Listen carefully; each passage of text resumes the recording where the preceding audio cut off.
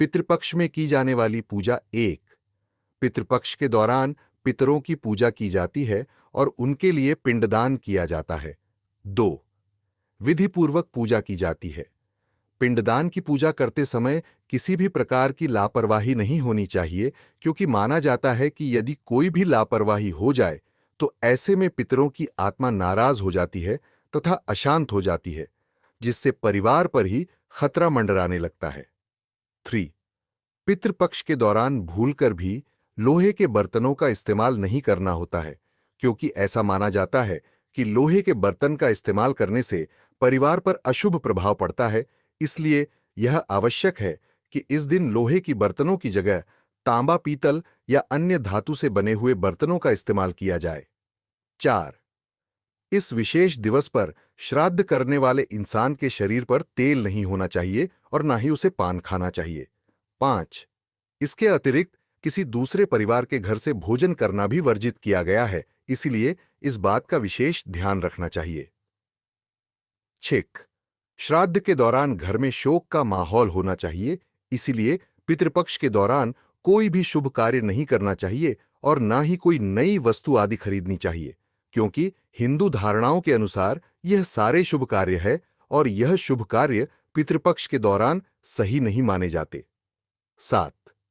इस दौरान यदि कोई भिखारी या कोई अन्य व्यक्ति घर पर आए तो उसे बिना भोजन कराए घर से नहीं जाने देना चाहिए तथा छत पर पक्षियों के लिए भी दाना रखना चाहिए, क्योंकि ऐसा मानते हैं कि पूर्वज किसी भी रूप में घर पर आ सकते हैं, इसलिए सभी को भोजन अवश्य कराना चाहिए। 8। इस दिन पुरुषों को दाढ़ी नहीं बनवानी चाहिए और ना ही बाल आदि कटवाने चाहिए, क्योंकि 15 दिनों तक बाल कटवाना तथा दाढ़ी बनवाना पितृपक्ष के दौरान वर्जित है। ही सेवन करना चाहिए तथा सात्विक भोजन ही तैयार करना चाहिए और उन्हें इसी का भोग लगाना चाहिए। 10। पितृपक्ष के आखिरी दिन पर पिंडदान तथा तर्पण की विधि की जाती है, जिसके बाद सारी की सारी पूजा संपन्न हो जाती है। 11। पितृपक्ष के दौरान हर प्रकार के श्राद्ध किए जाते हैं, परंतु अमावस्या का श्राद्ध इस समय नहीं किया जाता। 12। श्राद्ध के दौरान काले तिल बहुत ही महत्वपूर्ण होते हैं, इसीलिए काले तिलों को श्राद्ध के दौरान अवश्य सम्मिलित करना चाहिए। 13। कई जगहों पर मिट्टी के हड्डियों में चावल को पकाया जाता है और उसके लड्डू तैयार किए जाते हैं, जिन्हें पत्तल पर रखा जाता है। इसके साथ साथ पूजा के दौरान पात्र में दूध, जल, काला तिल तथा कुल रखे जाते हैं। बाएं हाथ में जल लेकर दाहिने हाथ के अंगूठे को पृथ्वी की तरफ घुमाते हुए लड्डू पर डाला जाता है।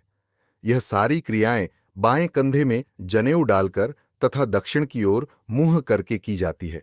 इस तरह करना काफी शुभ माना जाता है। 14। कहते हैं कि देवता तथा पितरों के कार्य में किसी भी प्रकार का संकोच नहीं करना चाहिए, इसलिए अपनी श्रद्धा अनुसार जितना हो सके उतना दान पुण्य पितृपक्ष के दौरान करना चाहिए। 15। यदि परिवार के किसी सदस्य की मृत्यु जवानी में ही हो जाती है तो शास्त्र अनुसार आत्मा की शांति के लिए पवित्र तीर्थ स्थान पर जाकर श्राद्ध किए जाते हैं।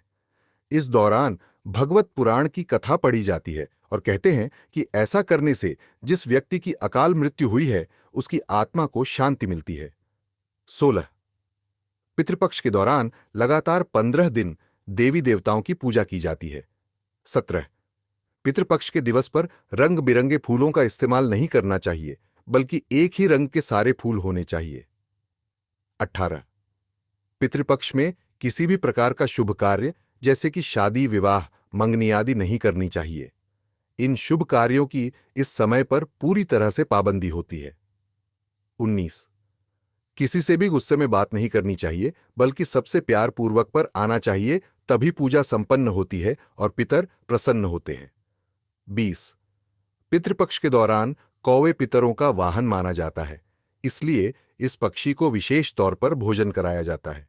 महेश भारद्वाज, शास्त्री ज्योतिष अनुसंधान केंद्र माम, दू ओखरणी मंदिर, बत्रा कॉलोनी, पानीपत, मो, चानमनेन मान ए 3 922 यूट्यूब चैनल पानीपाट एस्ट्रो।